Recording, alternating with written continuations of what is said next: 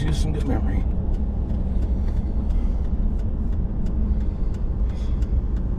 But that was what fish oil was supposed to be for. I don't know, Jeff.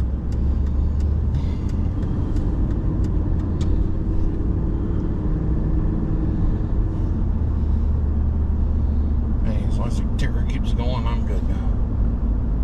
Well, wonder what they're gonna do with that place now. Who knows? We're gonna turn it into another. They're going to it, whatever it is. It's a consulting firm now. Well, no, that's part of it, but I don't know. it used to be Exhaust Pros a long time Yeah, and ago. there used to be something else before that. Yeah, till I can't remember what it was before Exhaust Well, like Pros. one of these buildings that keeps changing all the time. Yeah.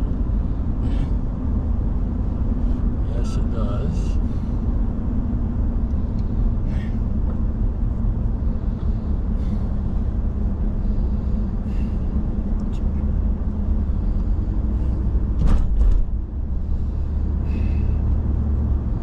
Boy, listening to some of that stuff about the wars talk now, it's just.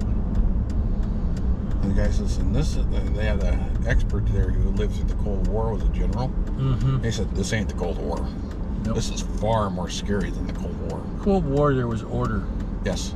and both sides have been through the big war. Yes, but he says, here's the thing, is even up to the 80s for the Cold War, Yeah. he says, we weren't really sure how accurate their weapons were. In fact, if they could even get them off the ground much. Yeah. Yeah. We know now that they can get them off the ground. The Koreans or the Chinese? No, the Russians. Oh, yeah.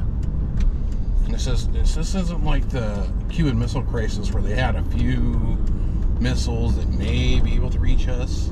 Yeah. No, he says everything in their arsenal can reach us. Yeah. Well, that's why you build it that way. If you want to have a missile, Yeah. you want to have it to be able to go anywhere you want it to go. This week you must be pissed off and at he the says Chinese. at the time, that was the only adversary we had against us. Yes. And he said even into the 80s, that was the only assets we had against us. At the end of the Cold War, still technically the only asset that could reach us. Now, there's a lot of countries that could reach us. That's right. So, But we can reach them too. well, yes. But on some of those other countries, we could still go in there with bombers and take them out without too much trouble. Especially if we put the cruise missiles on the bomber.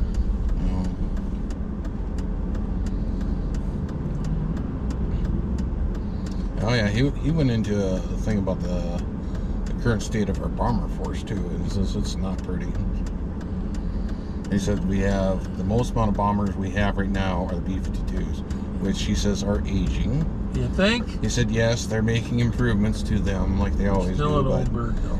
it's still got a reader signature of a Built barn. bus. Yeah. He said we ain't been building any new B2s or B1s. When the B-21 comes online, Well, maybe. Yeah, we'll see about that one. Like I said, maybe. Yeah. I think the B1 was pretty good, Probably actually. would. But, The B-21 looks like it'd be really cool, but well, I don't know. and how not- many they're going to actually It's build. not as and how big. Well, that was the expensive it's same gonna thing. They be, didn't and- build enough B2s when they built them, and they played around with the B1s. The biggest screw up we did is we didn't build a bunch of F-22s. Yeah. That was a big screw up. And at one point, though, Or even we the had no F-35s or no stuff. people that were strong enough to. I mean, the Russians hadn't yet, but I mean, they weren't interested at that time in messing with us. And all they wanted to do was put their stuff back in order. We both destroyed each other. They destroyed themselves by getting into Ukraine, and we're destroying ourselves in everything. And all the missiles and everything else. Yep. It's gonna be $150 a night. Yeah. All right. Well, that's the way it is. Yep. We did the one in Fargo. Price. Well, it was But it was right next to the Fargo Dome too. it was well worth it. It was a nice hotel, Yeah. number one. They had a good breakfast. They were so close to everything. Yeah. And if I had to go to Fargo again, that probably would be the place I would consider staying because it's a nice hotel. Well, It's if you right had to next go- to if- the if- yeah. right next to the Aerospace Museum. If I went there for but Fargo. If you had to go to the VA again, that's the place to Yeah, go. Absolutely. If you had to go to the VA, if you had to go to Fargo for any other reason, stay in probably a different hotel. Well, the 3 hotels that are there, any of the 3 of them would probably be good. The one we were in was very good. And we got through it. I was really worried about having vehicle problems and all kinds of stuff. Everybody was. Well, it was pretty cold. Yeah, it was. Traveling in February, North Dakota is not on my list. No, but surprisingly, it wasn't too bad, actually. A lot of worry about it. Yeah. Of course, the worry about the VA, too. We still haven't heard of. I got a thing back Didn't from you them. get money? Mom said you got your money back? Or? We got paid. Oh, good. That's it. We didn't get anything. I had a letter from them that said I could get additional insurance for lots of money. Because I'm a 70% disabled vet. Lovely. I think you got to be 40% or higher. An Alaskan version of the Silverado. This is the trim package or whatever you got on it. Whatever. But anyhow, we're waiting. He said his estimate was 6 months, and that was March, April, May, June. July. Yeah. Yeah, you don't know. Each one of those things after the exams has to be sent to a whole different site. Yeah. One does just the bones, and one just does the lungs. And it's weird because then you look at some of these people that come back from some of these recent wars, and like they got like 100% disability because they stubbed their toe, or something like that. I don't know if it's true or not. You know, they had one or two of these big firefights or something, but now they're like 100% disabled, and you're like, and they're walking around and they're doing stuff, and they don't look that there's any problems with them. I mean, there might be, but I mean, it doesn't mean there aren't. But I mean, like you got 70%, and I didn't get any holes punched in me. No. Other than my mind. Yeah. Maybe the Agent Orange. Yeah. But that's one of the things too, is they opened up Agent Orange to the high blood pressure, and that's on the list is caused by Agent Orange. And I was there, so that should be a no-brainer. But this is the government. If they would turn peripheral myopathy, I have, which is the nerves are being screwed up from the Agent Orange. But you have to declare that within a year of coming back from now, or it doesn't count. Well, that's another one of those things that I thought in the PAC Act they would throw that in there. Then I would be sitting that much. But anyhow, I don't know. And it's always a scary thing to go down there and see what they're going to do and what they're not going to do and what's going to come out of it. It's like I'd love to have more money from the Social Security thing, or SSDI as well as my SSI, which would be nice, because that'd be another chunk of check. I don't know. It's really weird because it's like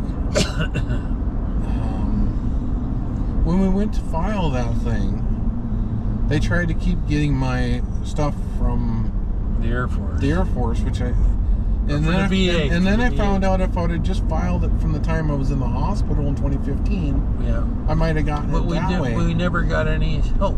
Well, no, that's the thing. Even when we talked to the people that we were supposed to talk to, all they were worried about was getting themselves paid. They thought that if we kicked it back to when I was a kid, which I was in the hospital a lot and I was really screwed up and everything else, but. When anytime they thought they said that, it has to send to the Veterans Administration. I'm like, you're looking at stuff from when I was a kid. I don't think the Veterans Administration would have that. Even if I had served, they're not going to have it. So what's the point? Stupid. Yeah. Well, if I had served, then it would be a whole different animal anyhow. So. Well, there'd be a lot of different rules, games, regs, and then you might not even be getting as much as you are now. So when I first got out, I got 30%. Then I spent 10 years fighting for 10%. And then it stayed at 40 forever. Until I got reavowed with the guy the guy that was a navigator told me to reapply for no, the guy that replaced the navigator. I want to say it was John. Having a re-eval for psych and for other things, and they came back and said, "Yeah, you're 50% PTSD, not 10." I said, "But it's easier to get that than it used to be." Well, yeah. Compared to before. And what people did before that was they joined the Legion or the VFW and went over there and drank every Friday night. Yeah. That was their therapy. Yep. And that was a lot of people. Yep. And the organizations were big then, powerful.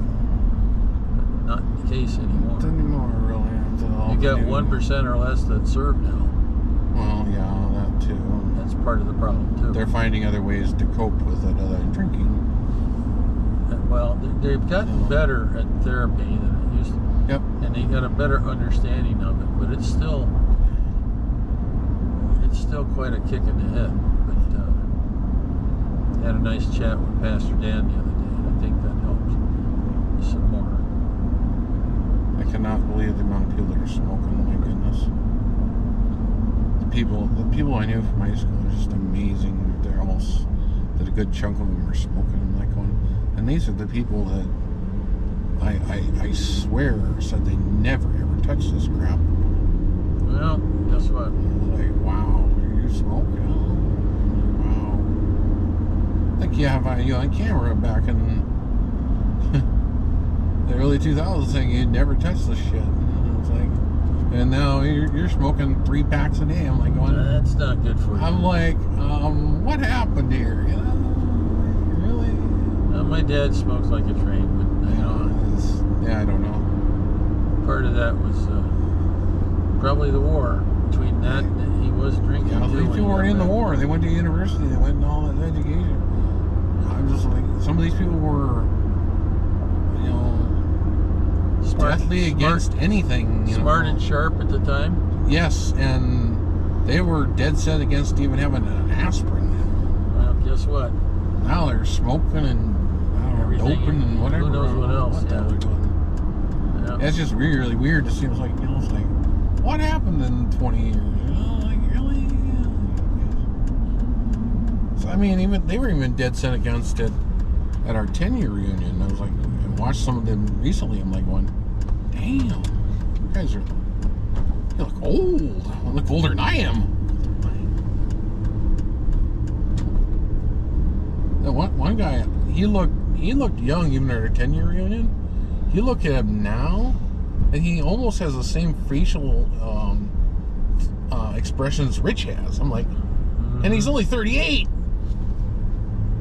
I look younger than he does. Is he grumpy as Rich? He didn't used to be. I haven't talked to him in a little while, but I was like, damn. I mean, without the beard, but I mean. But he, you know, it's like, I don't know if the smoking has done it to him, but I was like, wow. It doesn't help. It was just, wow. I was like, damn.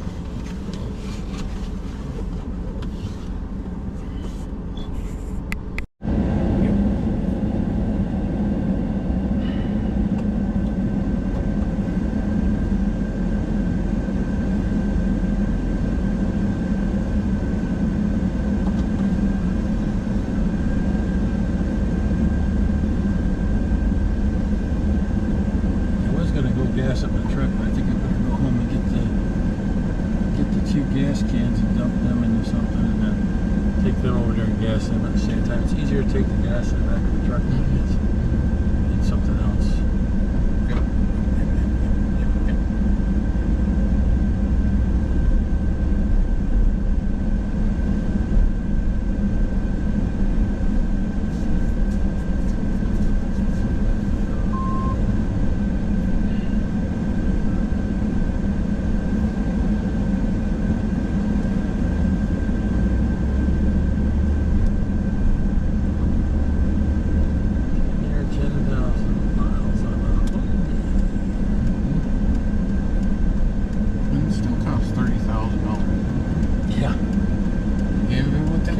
Looks like the Jeep, actually.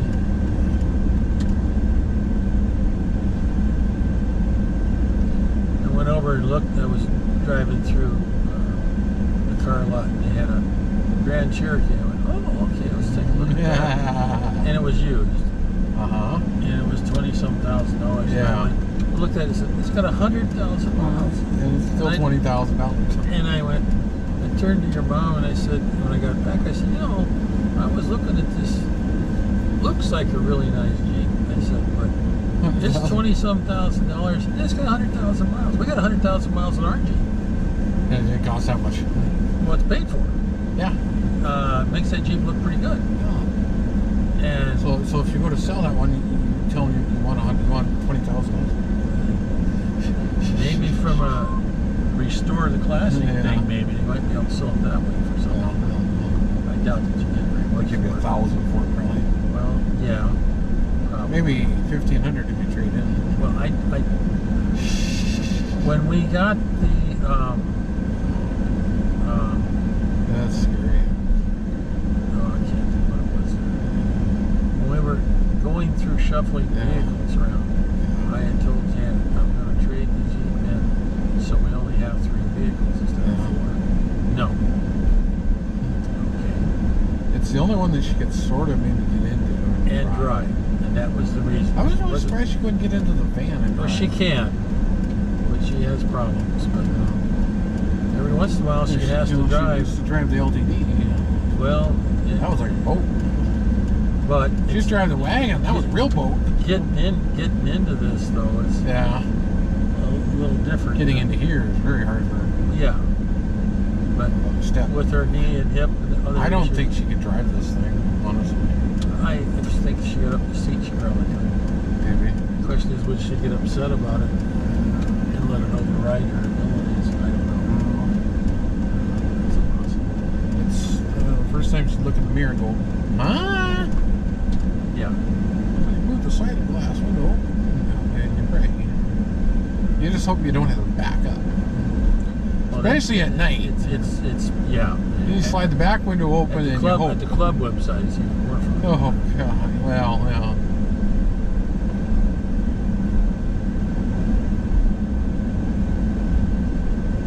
That one time when I was starting to do a lot more driving at night, I was like, and is there an option I put spotlights back here? Well, that's when I carried those LED spotlights. And actually, it worked pretty good. I honestly thought about that when I was backing out of Alan's place at night. I was seriously considering spotlights. But those are magnetic. You can put them on while you need to back up, and then take them back off. Yeah. And they do give you some more. But it's dark out there. Yeah, it is. It's way dark out there. Well, backup camera would have been nice too. Well, don't have it. Don't have it. Thermal imaging camera, even better. I don't know about that. Well, you'd see in the dark. Yeah, but I don't know what it would. I don't know what type of image you get off of it.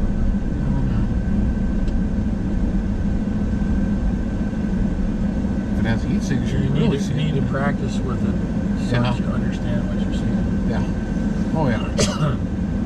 Well, that little one I have, surprisingly, pretty good device for a number of things. Oh, you got the door off or open. You're trying to. They're gradually redoing that place. Yeah. The amount of money and time. Oh yeah.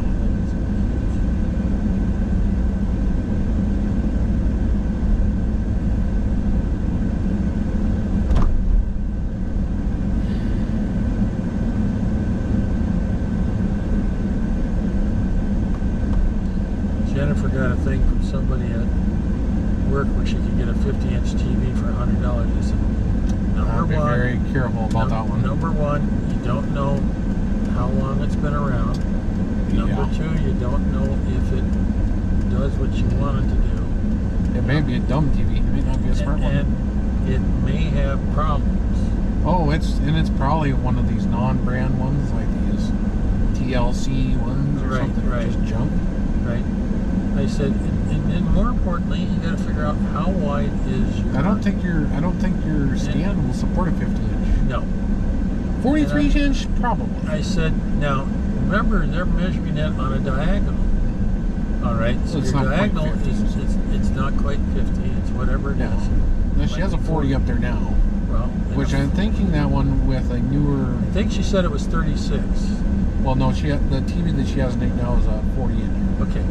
Well, I think she measured it length and not diagonal. Yeah, but what it will do is the newer 43 inches will probably fit up there. She already has a current 40-inch on her, and there's probably a little bit of play because those stands always sit in about 3 or 4 inches. Usually the feet are in a couple inches, 6 inches or so from the. So you should be able to find it. Yeah. So there's a nice $299 one that's new, actually new this year, that I suggested to her. And she said maybe I should think about that. I said for right now, I wouldn't do anything. I would just wait to see how all this develops because we've got a lot of variables there to look at. I told her, says you want to get a Samsung TV because not only do you get not only you're already in that compatibility ecosystem with your phone and everything else, is you also get the free Samsung channels. Yeah, which gives you a nice. bunch of channels. Gives you a lot of channels. Maybe not everything you want, but it gives you a lot. Without cable, you connect with the internet. And there's a way she could get a smart TV thing right now if she really wanted to. It's called a Chromecast box, or Chromecast thing. It's a Google Chromecast thing. And it basically gives you Google TV. Yeah. And they cost, even the 4K ones only cost about $40. And you get plugs in your HDMI port. Yep. And then it runs power out, and then you just hook in your wireless whatever. You need to have at least 2 HDMI ports, one for the cable box. Yes. And one for the other box. Yes. Yeah. These are things you have to think about. But she said she was able to pick up a number of channels with the single element antenna she has on her TV. And I said, well, see, there you go. If things go down for a while. So I thought they were going to pull the cable out and all the rest of it. Apparently they're not going to do that. They said, but if they were, you could have got they said they were going to pull the boxes. Only for the people that are not going to have. She just has to go let them know she wants to maintain what she's got. And then she's fine. Is what I was told. Okay. But that's been one of those things that's been an open-ended kind of, yes, open-ended quirky thing. Okay, good way to find it. I don't even watch anything on the cable box menu. Really kind of nothing really there I would want to watch. Finally got Fox Nation to work right, so I could watch all 4 or 5 episodes of the Korean War. And then, well, I did. You can get on that Pluto.tv and watch everything on the military channel. Which would be good. Which is free. Pluto TV is good. It's got Adam's Family on it. It's got 2 Star Trek channels on it. Yeah. It's got Top Gear. It's got a whole bunch. It's got cops on it. Yeah. It's free. You can watch it on there on the TV. Watch it on your phone, your tablet, your laptop. If you got the local channels by antenna or whatever, it seems like the Samsung takes your local channels and throws them in its after you run through your channels, it goes onto the Samsung TV channels over the internet. Isn't that interesting? Yes. So you got a whole bunch of other channels. On top of that, the 1000s. Yeah. You got the 20 or 30 that you got locally. Yeah. How it does that, I have no idea. It's just the way the guide set up.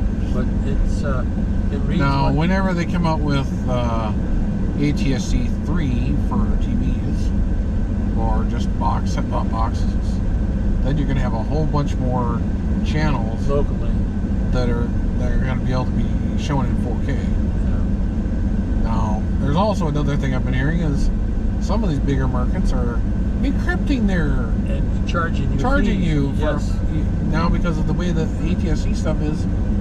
You can put in there a passcode you need to access these channels, which means you got to pay money. That'll kill over the air. Yeah. But we're paying $25 a month on our cable bill for the over the air fees. Yeah, which makes no sense. Well, I'm just telling you. And we're not seeing all the channels that we can get on the antenna. No. Which is interesting. Yep.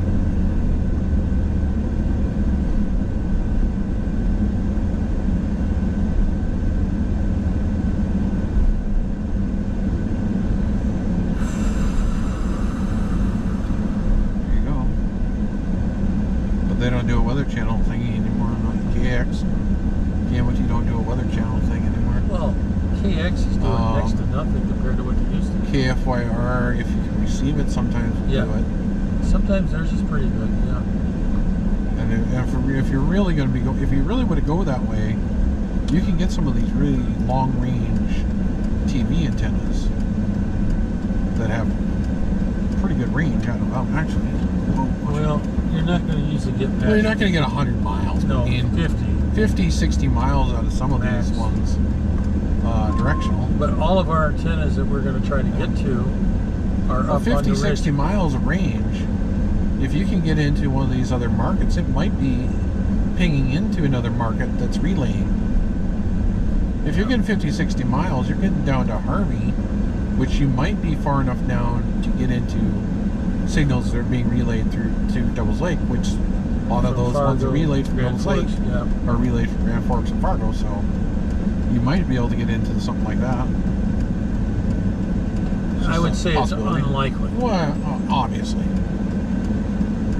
If you had when we did 100 miles when I was a kid, it was VHF, 13 element beam, with a rotor and an amplifier. And yes, we were reliably picking up stuff from Mount Wilston. But that's back when you could watch through the snow effect. Yes, yes. Exactly. Now and hear through the snow anymore. And hear through the snow as well. Yeah, you can't really do that anymore. Nope. It's either there or digital. But we did find out that the UHF digital in some ways outperformed VHF. But one of the things one of the things I didn't realize that I forgot to take into account was on the UHF repeater, it's 7 dB gain on the UHF side. Let's say you lose a dB. Yeah, okay. The newest ATSC3 standard, you can have up to 60 or 70 subchannels of the main frequency. Yes. That's pretty cool. Well, it gives you the option to have a lot of channels. So some of the Beck channels that are on the antenna are quite interesting. They got local sports, they got local BTV, local preachers, they got Journey Churches on one of them. And that covers a pretty good area. I mean, but there's a whole series of things. TV and all kinds of other stuff. But although after watching part of the last ones, now that might have been partially because it was graduation. And, that was kind of it. And then baptism day. It was 50 minutes before they even got to the sermon. I was like, and then the sermon wasn't all that good, and it was like, well, again, the worship thing seems like it keeps increasing. Yes. And it's like there's like 40 minutes of worship. Yep, which in theory service, which is just supposed to get you ready. Yeah, but it's like you could have got the whole sermon done almost. Well, if they had just started. Again, they're doing 10 minutes, fine. I can see 10 minutes, 10 maybe 15 minutes max. But 30 minutes or 40 minutes of worship before you get to the actual sermon? They also had that's just terrible. They also had the thing for, well, no, I don't know if it's terrible. Well, it's just like I can't sit for, you 50 minutes to get to the service, to the sermon. That's why at that point, that's why some people don't come in till near the end of the break. They come in with their toast and their coffee. 50 minutes before they actually start the sermon. It was like, that's why you need the 4 minute. Times where it's like, that's why you need the 4 minute get up and run around the church time. Well, you can't run around church much really anymore either because they've locked it down so badly. Right. Well, here we are. You walk around the front and you walk around part of the back, and that's it.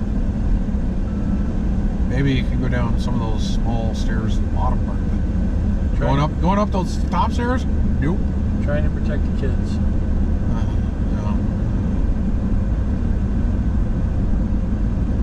You realize it's the kids that are the problem. Well, it gets. I don't know. It's really. They did what they were told to do based on the threat analysis. They think. So. I don't know. Smart people look at it. This is what they came. Don't know if they've ever had a problem. Well, I don't know. They have made the attempt to try to protect the kids. Yeah. Whoa, that's a long trailer. Yeah. It's a fairly long tow. Yep. Well, you get there with twice as much fuel. Yeah, boy, that second trailer though, it's a pretty big gap between one trailer and the other trailer. Usually they're kind of slammed pretty together almost. Yeah. That's like a car length. Oh, but more like a truck. From one trailer to the other.